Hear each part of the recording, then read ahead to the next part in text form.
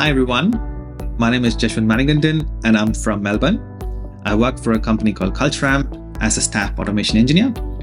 I've been speaking at different online test bashes before this, but I'm very excited to be part of my first in-person test bash at TestBash UK 2023. Very much looking forward to meeting you all there in Liverpool. So I'll be doing a talk, a workshop, and an activity on how do you actually break complex end-to-end tests into more low-level tests. So I've been working on this for the past 2-3 years in different organizations, in different contexts like mobile, web, and I've been trying to do this thing about how we can actually get more faster feedback in more low-level tests rather than being just relying on end-to-end tests.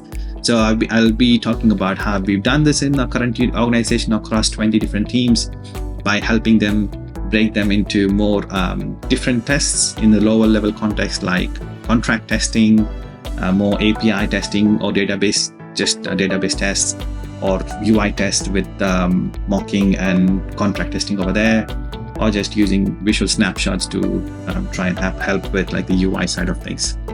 So yeah, very much looking forward to this talk and see you all there. Thank you.